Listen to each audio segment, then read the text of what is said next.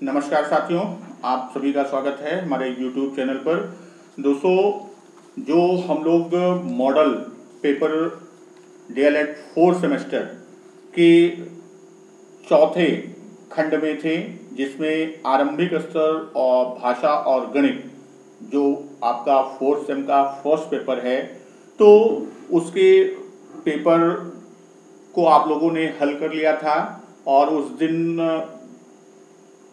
जो electric supply की समस्या और अन्य बहुत सारी समस्याएं थी, लाइव क्लास नहीं हो पाई थी, तो उसी के लेक्चर को वीडियो के रूप में लेके आया हूं। तो चलिए चलते हैं हम लोग आगे की ओर। दोस्तों, जैसा 4th सेम में हम लोगों ने अभी तक 3 मॉडल कर चुके थे और ये आपका चौथा मॉडल पेपर है, जिसमें से आरंभिक शिक्षा पर 1 मॉडल पेपर हो चुका, मैथ्स पर 1 हो चुका और साइंस पर 1 हो चुका। और आज दूसरा मॉडल पेपर आरंभिक शिक्षा का जो है वो दूसरा मॉडल पेपर है।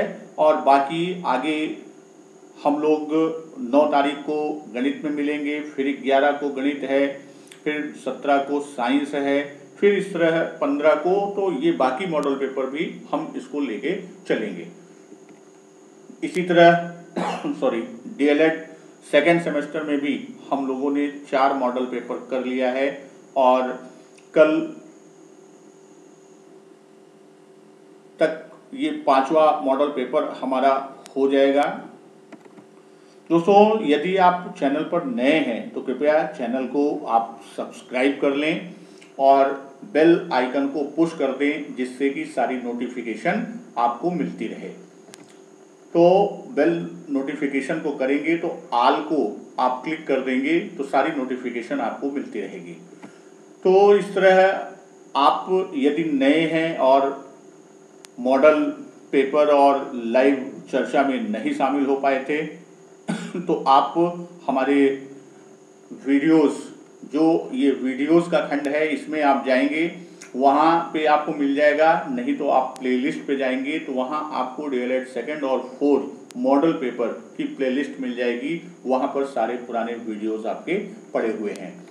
और आप कम्युनिटी पर यदि और कहीं नहीं जुड़े हैं, कम्युनिटी पर आपको 3:45 पर आपको पेपर की लिंक, जो गूगल फॉर्म से हम कराते हैं, उसकी लिंक आपको मिल जाएगी और पुनः 7 बजे हम लोग लाइव चर्चा में मिलेंगे। चलिए चलते हैं प्रश्न की ओर। दोस्तों, आज का पहला प्रश्न मौखिक पठन का उद्देश्य है। लिपि का स्पष्ट ज्ञान कराना, भाषा सीखने एवं विभिन्न ज्ञान प्राप्त करने की प्रवृत्ति का ज्ञान, लिखित सामग्री का केंद्रीय भाव ग्रहण करने और उसकी समीक्षा करने में प्रशिक्षित करना या उपर्युक्त सभी। तो यहाँ हम चौथे विकल्प की ओर, उपर्युक्त सभी की ओर चलेंगे और यही आपका उत्तर होगा। क्यों? क्योंकि जब हम मौखिक पठन की बात करते हैं तो मौखिक पठन क्या है? जो हमारी लिखित सामग्री होती है, जो भी लिखित सामग्री होती है को पढ़कर मौखिक रूप में वह उसका अर्थ और भाव ग्रहण कर ले, अर्थ और भाव को क्या करे, उसे ग्रहण कर ले, तो वही हमारा मौखिक पठन है। तो यहाँ ये तीनों मौखिक पठन के उद्देश्य हैं। जैसे छात्रों को लिपि का स्पष्ट ज्ञान कराने की बात करते हैं तो यह उसका ज्ञान क्षेत्र का उद्देश्य है। वहीं दूसरा, भाषा सीखने एवं विभिन्न ज्ञान प्राप्त करने की प्रवृत्ति का ज्ञान की बात हम करते हैं तो यह किससे संबंधित है? यह अभिवृत्ति से संबंधित है, अभिवृत्ति के ज्ञान से। और लिखित सामग्री का केंद्रीय भाव ग्रहण करना और समीक्षा, ये उसके कौशल पक्ष से संबंधित है। अगला प्रश्न है, अल्प प्राण व्यंजन नहीं है। ग, प, ल और स। तो अल्प प्राण व्यंजन वह वर्ग का, जो वर्गीय व्यंजन है, वर्ग का पहला, तीसरा और 5वां वर्ण होता है और फिर आपका अंतस्थ होता है और सभी स्वर होते हैं और अनुस्वार, ये आपके अल्प प्राण वर्ण होते हैं। तो ये आपके 15 हो जाते हैं, अंतस्थ आपका 4 है, सभी स्वर 11 और एक ये, इस तरह 31। एक प्रश्न तो ये भी आता है अल्प प्राण वर्णों की संख्या वो 31 है। अब इसमें अगर आप देखेंगे तो कहीं पे भी ऊष्मीय नहीं है, इसलिए सा इसका उत्तर होगा कि यह अल्प प्राण वर्ण नहीं है। अगला प्रश्न, ज्यों ही मैंने दरवाजा खोला कि वह आ गया, वाक्य है सरल, संयुक्त, मिश्र या इनमें से कोई नहीं। तो यह जो आपका वाक्य है तो इसकी हम बात करते हैं तो यह कौन सा है? यह मिश्र वाक्य है। क्यों मिश्र वाक्य क्यों है? क्योंकि यहाँ एक प्रधान उपवाक्य होता है, इसमें एक प्रधान उपवाक्य होता है और उसके साथ अन्य आश्रित उपवाक्य होते हैं, अन्य आश्रित उपवाक्य होते हैं। और इसमें आपका एक ज्यों ही मैंने दरवाजा खोला, ये आपका, और फिर कि वह आ गया, ये क्या है? यह मिश्र वाक्य के अंतर्गत है। वहीं जब हम सरल वाक्य की बात करते हैं तो यहाँ एक उद्देश्य और एक विधेय, एक उद्देश्य और एक विधेय अर्थात एक कर्ता और एक क्रिया होता है, वह सरल वाक्य होता है। संयुक्त वाक्य की बात करते हैं तो एक से अधिक वाक्य जब किसके द्वारा? यह योजक के द्वारा आपस में जुड़े होते हैं, योजक द्वारा आपस में जुड़े होते हैं तो वह संयुक्त वाक्य। और यहाँ पर जो बात कर रहे हैं वह किसकी है? मिश्र वाक्य। निम्न में से शुद्ध वाक्य का चयन कीजिए। उन्हें एक पुत्र है, उनको एक पुत्र है, उनका एक पुत्र है, उनकी एक पुत्र है। तो इसमें से जो शुद्ध वाक्य है उनका एक पुत्र है, तो ये आपका शुद्ध है और यही आपका उत्तर है। निम्न में नासिक के व्यंजन है, तो इसमें नासिक के व्यंजन की जब हम बात करेंगे तो वह आपका तीसरा विकल्प ना जो है वो जाएगा, क्योंकि जो पंचमाक्षर होते हैं वही क्या होते हैं? वो नासिक के होते हैं। और पंचमाक्षर प्रत्येक वर्ग का जो पांचवा अक्षर होता है, जैसे ता वर्ग का ये ना, ये पंचमाक्षर के अंतर्गत है और ये नासिक के है। शुद्ध वर्तनी शब्द है उब, चुभ, उन्नति, सम्मान्य या आशुतोष। तो यहाँ पर इसमें उन्नति जो है ये क्या है? यह वर्तनी की दृष्टि से शुद्ध है और यही आपका उत्तर है। रचना या बनावट के आधार पर शब्द भेद नहीं है, रूढ़, देशज, यौगिक या योग रूढ़।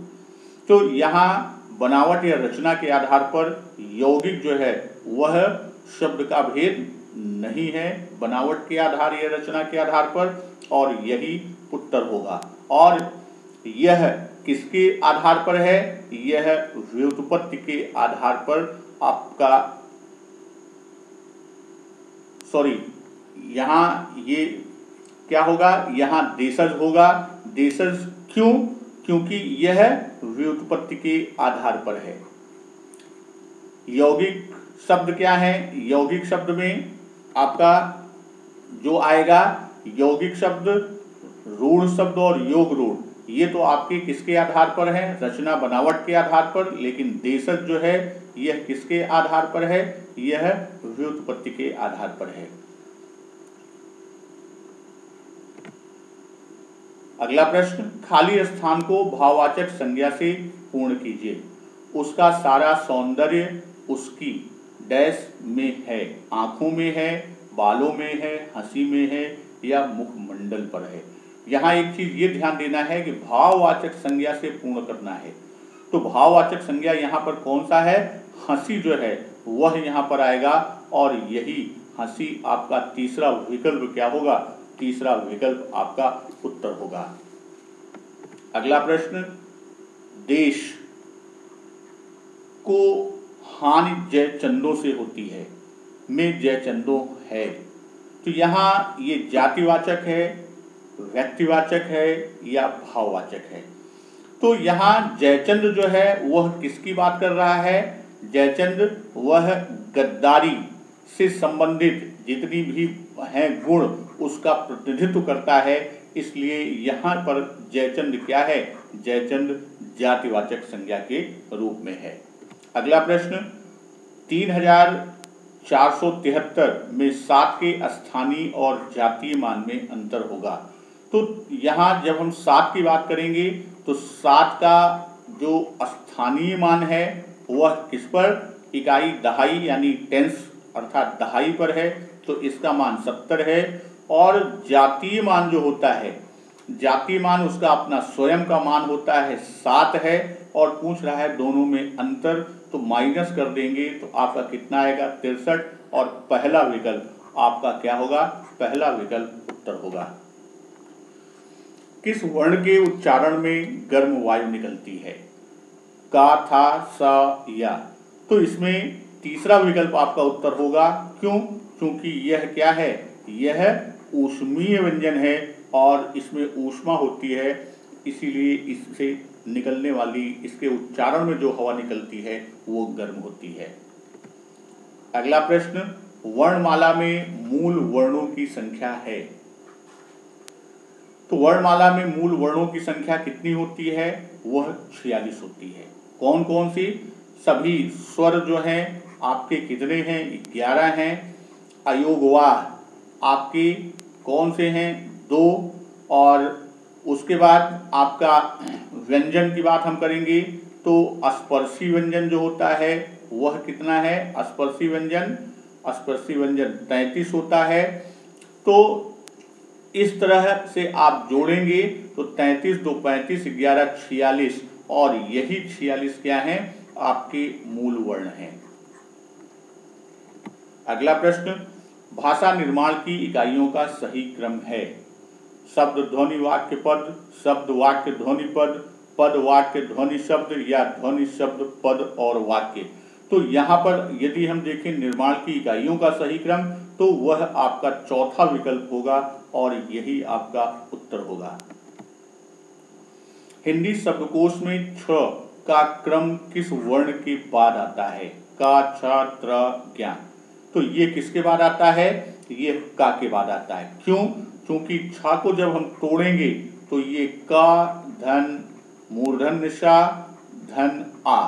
तो यहाँ ये छ जो होगा वो जब क्रम की बात करेंगे तो वह का के बाद ही वर्णमाला यानी जो उसके शब्दकोश हिंदी का है उसमें का वर्ण के बाद आएगा। शून्य सहित धन पूर्णांकों को कहते हैं। तो शून्य सहित धन पूर्णांकों को पूर्ण संख्याएं कहते हैं। ये आपका क्या है? ये दूसरा विकल्प ही आपका क्या है? दूसरा विकल्प ही आपका उत्तर होगा। तो ये आपके अतिलघुत्तरी प्रश्न थे। उसके बाद हम बात करते हैं किधर? हम चलते हैं अतिलघुत्तरी बहुविकल्पी से अतिलघुत्तरी। तो पहला आपका प्रश्न होता है भाज्य संख्याएं किसे कहते हैं? तो जो संख्याएं स्वयं से या एक के अतिरिक्त, इनके अतिरिक्त किसी अन्य संख्या से भी विभाजित हो जाती है, इनके अतिरिक्त किसी अन्य संख्या से भी विभाजित हो जाए तो वह क्या होती है? वह भाज्य संख्या कहलाती है। अगला प्रश्न है बच्चों के लेख सुधारने के कोई 2 उपाय लिखें। तो इनके लेख सुधारने में सबसे पहली चीज क्या होती है? बच्चों के बैठने का ढंग। क्योंकि बच्चे सही ढंग से नहीं बैठेंगे तो उनका लेख जो है वो सुंदर नहीं होगा। दूसरा आपका है लेखनी पकड़ने यानी कलम या पेन पेंसिल पकड़ने का ढंग। ये भी अगर उचित नहीं होगा तो इनका लेख सुंदर नहीं होगा। बच्चों को श्रुत लेख लिखाया जाए। बच्चों को श्रुत लेख लिखाया जाए, उनमें सुलेख की प्रतियोगिता कराई जाए, सुलेख की प्रतिस्पर्धा कराई जाए, तो ये भी क्या होगी, ये भी क्या करेगी, उनके लेख को सुधारने में मदद करेगी। अगला प्रश्न, स्पर्श व्यंजन किसे कहते हैं?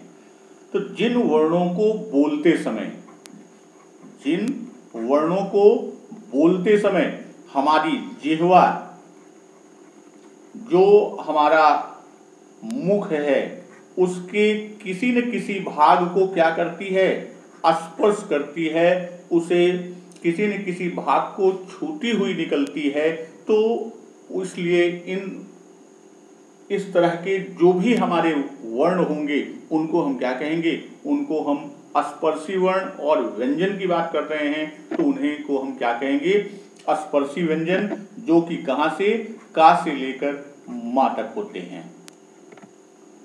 योग रूढ़ शब्द किसे कहते हैं? तो वे शब्द कौन से, योग रूढ़, ये किसकी तरह है, ये यौगिक की तरह ही होते हैं, यौगिक की तरह। तो यहां यदि देखा जाए तो इनमें यौगिक तो होते हैं, परंतु इनका अर्थ जो होता है, इनका अर्थ वह रूढ़ हो जाता है, और वो भी किसी विशेष अर्थ में, किसी विशेष अर्थ में क्या होता है, वह रूढ़ हो जाता है। अर्थात यौगिक होते हुए भी ये शब्द क्या होते हैं, एक इकाई होते हैं। ये क्या होते हैं, योग रूढ़ यौगिक होते हुए भी ये क्या होते हैं, एक इकाई के रूप में होते हैं, और सामान्य अर्थ प्रकट ना करके बल्कि यह विशेष अर्थ को प्रकट करते हैं। यहां एक चीज बता दें, जितने भी हमारे बहुव्रीहि समास के उदाहरण होंगे सब योग रूढ़ होंगे, जितने योग रूढ़ के उदाहरण होंगे वो सब बहुव्रीहि के उदाहरण होंगे। जैसे पंकज, तो ये दो, पंक धन ज, पंक माने कीचड़, ज माने जन्मने वाला, अर्थात कीचड़ में जन्म लेने वाला, अर्थात कमल की बात करते हैं। तो ये पंकज हमारा योग रूढ़ भी है और बहुव्रीहि का उदाहरण भी है। अगला प्रश्न, विकारी शब्द क्या होता है?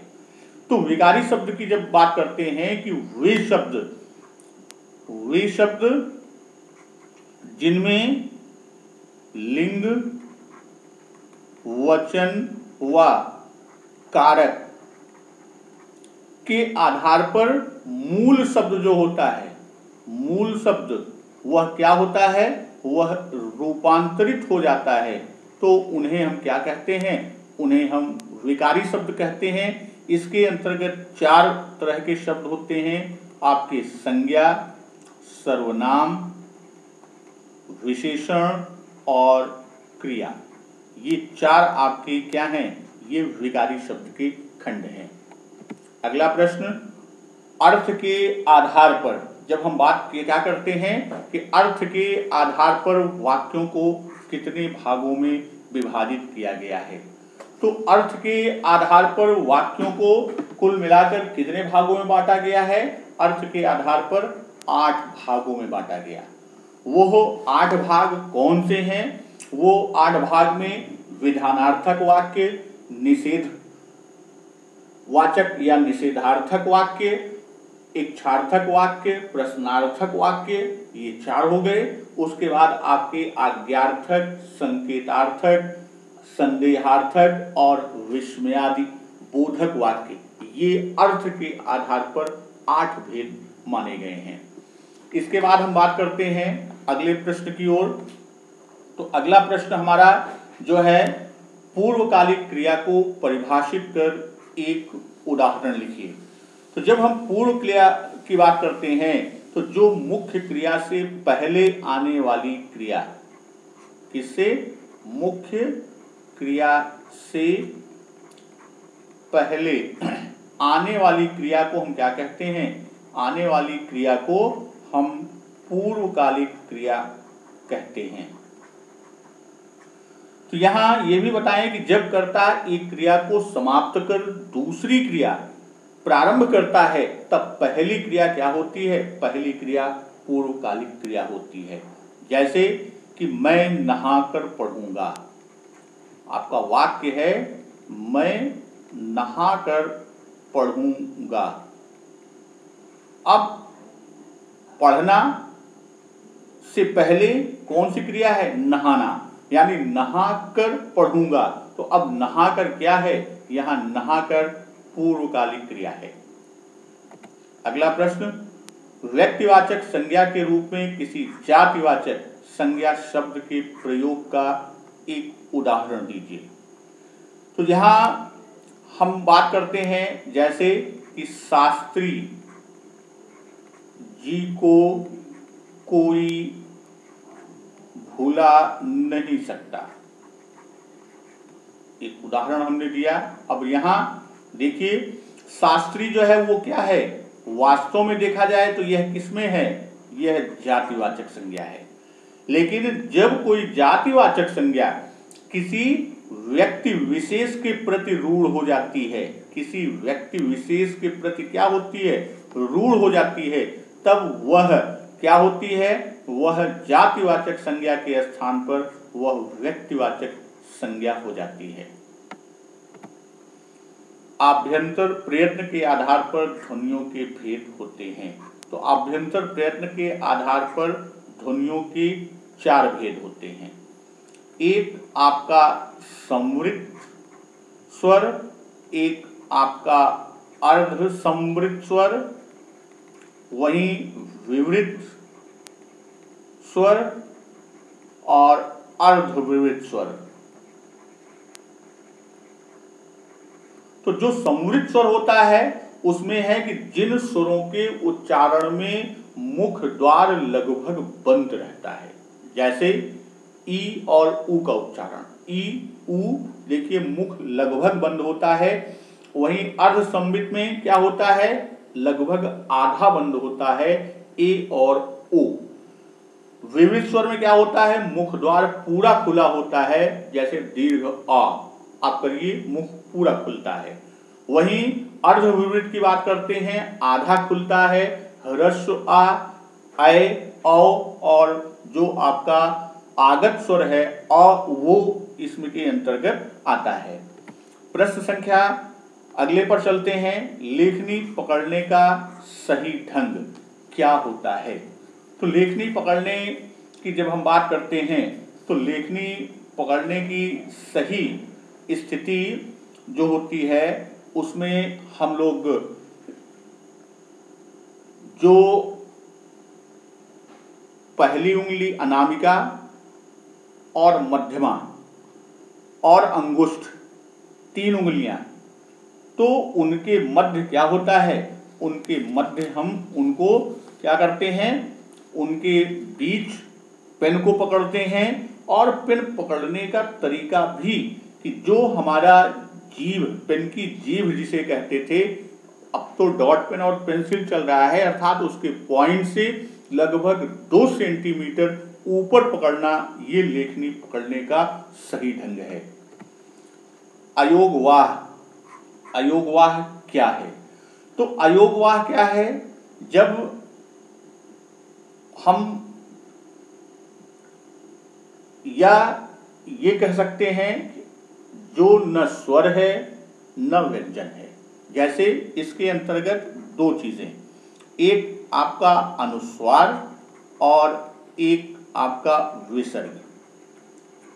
तो अनुस्वार अंग और विसर्ग अह, ये दोनों क्या हैं? ये दोनों आपके अयोगवाह हैं। ये ना तो स्वर हैं ना ही व्यंजन हैं, किंतु ये स्वरों के सहारे चलते हैं। अयोगवाह को यदि शाब्दिक रूप में हम देखें तो ये कह सकते हैं योग न होने पर भी जो साथ रहे वो अयोगवाह, और इसमें 2 आपके कौन कौन से? अनुस्वार और विसर्ग आते हैं। संबंध बोधक किसे कहते हैं? तो वे अविकारी शब्द, संबंध बोधक किसमें होता है? अविकारी। तो वे अविकारी शब्द जो संज्ञा या सर्वनाम के, संज्ञा या सर्वनाम के साथ आकर उनका संबंध वाक्य के अन्य पदों से निर्धारित करते हैं या प्रकट करते हैं तो उन्हें हम संबंध बोधक शब्द कहते हैं। जैसे स्कूल के सामने अस्पताल है, स्कूल के सामने क्या है, स्कूल के सामने अस्पताल है। तो अब यहाँ के सामने जो है ये क्या है, ये आपका संबंध बोधक शब्द का काम कर रहा है। पूर्ण भूतकाल के दो उदाहरण लिखिए। पूर्ण भूतकाल है क्या, पूछा नहीं है लेकिन चर्चा कर देते हैं। पूर्ण भूत है क्या, क्रिया के जिस रूप से यह पता चले, क्रिया जो भी वाक्य की क्रिया है तो उस क्रिया यानी क्रिया के जिस रूप से यह ज्ञात हो या यह पता चले कि काम भूतकाल में ही पूरा हो चुका था, तो वह क्या होगी, वह पूर्ण भूत होगी। जैसे श्याम ने पत्र लिखा था, उदाहरण हम लें तो क्या, श्याम ने पत्र लिखा था। अब यहां आप देखेंगे तो ये क्या है, यह पूर्ण भूत यानी क्रिया पूरी हो चुकी थी। या गाड़ी आई थी, किसी ने पूछा गाड़ी क्या, गाड़ी आई थी यानी आ चुकी थी, क्रिया पूर्ण हो चुकी है आने की, ये पूर्ण भूत है। इसके बाद हम बात करते हैं कि वास्तविक संख्या क्या होती है। तो परिमेय तथा अपरिमेय संख्याओं के सम्मिलित रूप, जो हमारी परिमेय और अपरिमेय, तो इन दोनों के सम्मिलित रूप, इन दोनों के सम्मिलित रूप को ही क्या कहते हैं, इन्हीं को हम वास्तविक संख्याएं कहते हैं। इन्हीं को क्या कहते हैं, इन्हीं को वास्तविक संख्याएं कहते हैं। अब इसमें उदाहरण भी आप ले सकते हैं, ऋण 1, 2/3, पाई या √2। अब ये सब क्या है, ये आपकी वास्तविक संख्या, चूंकि परिमेय और अपरिमेय दोनों को लिया जाता है। कंठ से उच्चरित किन्हीं दो ध्वनियों के नाम, कंठ से उच्चरित यानी जिनका उद्गम स्थान कंठ है, तो इसमें स्वर के अंतर्गत दो आपके आते हैं, आ और एक आपका अयोगवाह का विसर्ग, वहीं और आपका का वर्ग, ये आपके क्या हैं, ये आपके कंठ से उच्चरित होने वाली ध्वनियां हैं। अगला प्रश्न, सर्वनाम और सार्वनामिक विशेषण का अंतर उदाहरण सहित लिखिए। तो यहाँ ये जान लीजिए, सार्वनामिक विशेषण सर्वनामों से ही बनते हैं। जो सार्वनामिक विशेषण हैं ये किससे बनते हैं, ये सर्वनाम से बनते हैं।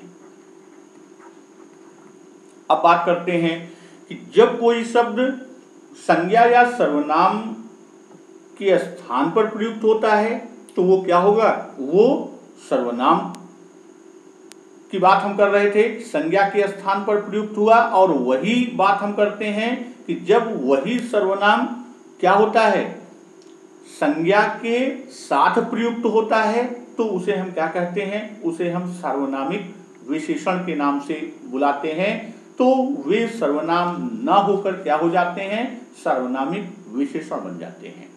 जैसे हम यहाँ उदाहरण ले रहे हैं कि यह पढ़ रहा है, एक उदाहरण लेते हैं, यह पढ़ रहा है। वहीं हम कह दें कि यह लड़का पढ़ रहा है, दो उदाहरण हैं। अब यहां आप देखिए तो यह पढ़ रहा है तो किसी संज्ञा के स्थान पर आया है, तो यह क्या हो गया, ये सर्वनाम। और यह यहां पर जो है, यह किसके, लड़का यानी संज्ञा के साथ प्रयुक्त हुआ है, तो यहां पर यह क्या हो जाएगा, यह आपका सार्वनामिक विशेषण हो जाएगा। उसी तरह एक उदाहरण और आपको हम बताते हैं कि कुछ खिला दो। तो अब कुछ क्या है, किसी पदार्थ यानी किसी संज्ञा के स्थान पर प्रयुक्त हुआ, तो इसलिए कुछ यहाँ पर क्या हुआ, सर्वनाम हुआ।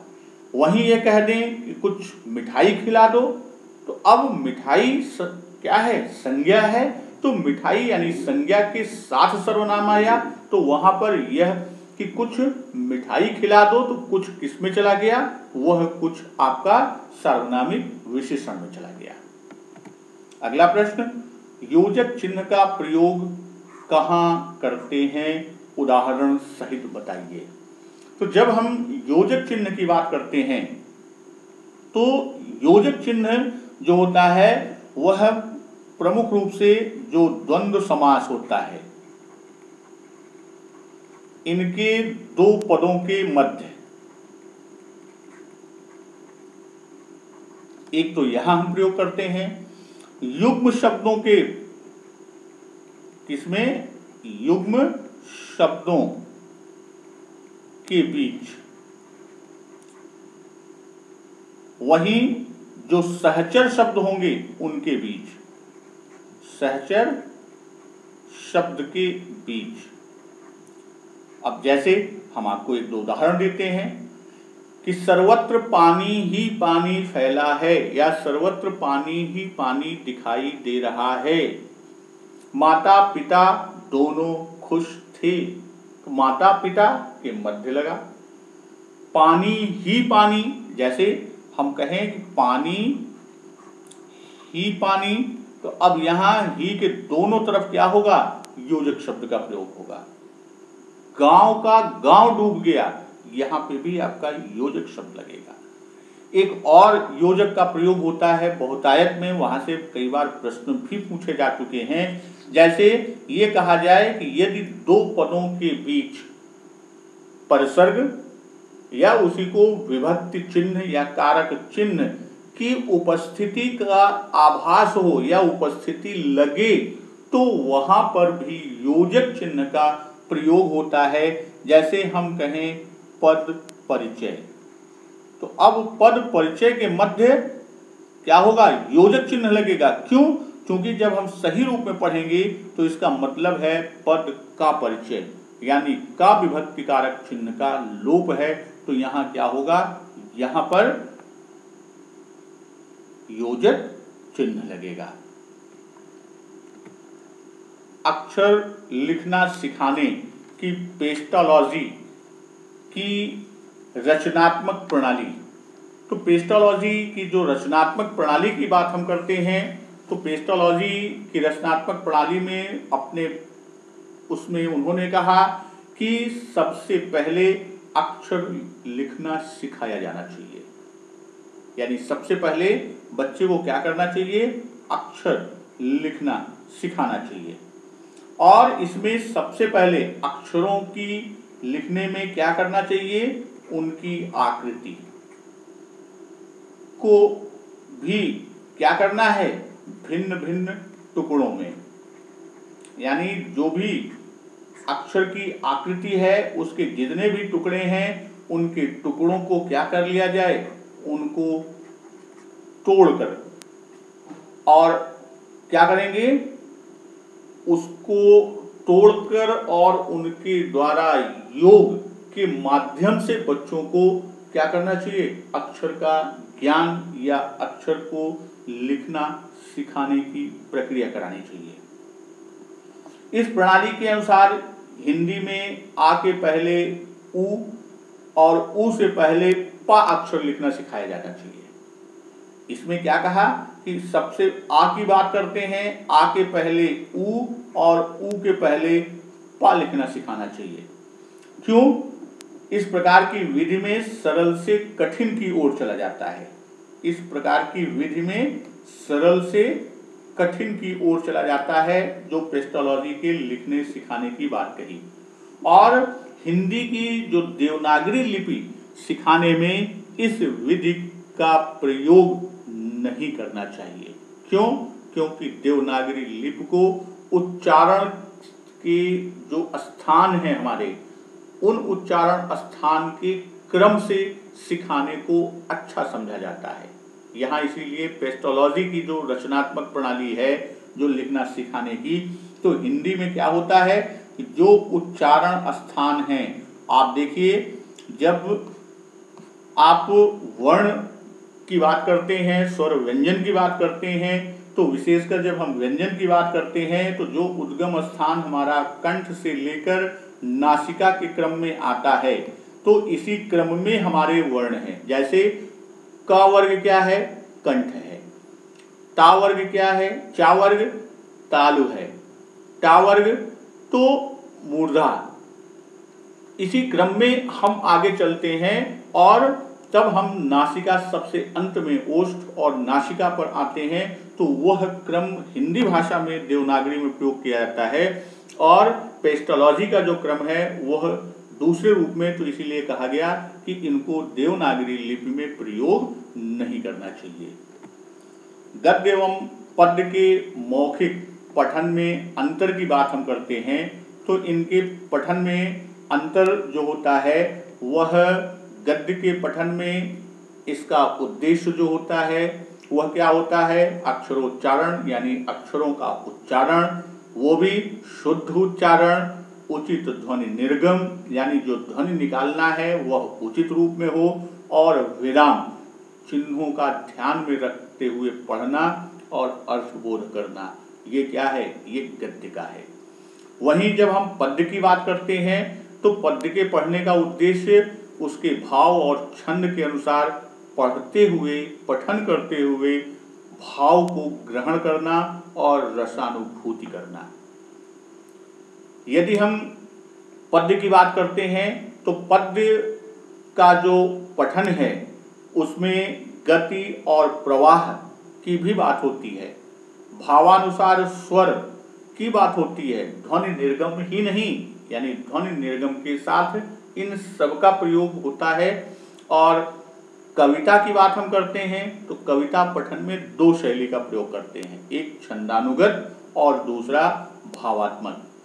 तो छंदात्मक में क्या होता है? छंद की जो गति, यति, लय का विशेष ध्यान रखा जाता है, और भावात्मक शैली में भावाभिव्यक्ति जो होती है वो प्रधान होती है। तो ये गद्य और पद्य के मौखिक पठन का प्रमुख अंतर है। वहीं जब हम बात करते हैं कि विराम चिन्हों और उनके प्रतीक, तो जो हमारे प्रमुख विराम चिन्ह हैं जिसमें आपके अल्प विराम, पूर्ण विराम से लेकर और भाव चिन्ह आपके आते हैं, इन सब के मध्य आपका पूरा नाम लिखना है और उनके चिन्हों को भी लिखना है।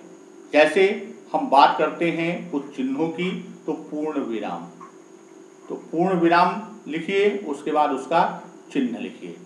आज के आधुनिक में अब बिंदी का भी प्रयोग करने लगे अंग्रेजी के फुल स्टॉप की तरह, लेकिन अभी भी हिंदी भाषा में पूर्ण विराम का ही प्रयोग कीजिए। उसके बाद आपका आता है अर्धविराम। पूर्ण विराम, पूर्ण विराम के बाद अर्धविराम, अर्धविराम आपका चिन्ह लगाइए, फिर आपका क्या आएगा? अल्प विराम। तो अल्प विराम चिन्ह क्या होता है? अल्प विराम चिन्ह। उसके बाद आपका आएगा कौन सा? प्रश्नवाचक चिन्ह। जो प्रश्नवाचक चिन्ह है, प्रश्नवाचक में आप चिन्ह को लगाइए। उसी तरह आपका विस्मयवाचक चिन्ह या विस्मयबोधक की बात हम करते हैं, तो विस्मयवाचक चिन्ह आपका जो विस्मयकारी, उसका चिन्ह दीजिए। अभी अभी हमने बात किया था किसकी? योजक, योजक चिन्ह, आप योजक चिन्ह की बात कीजिए।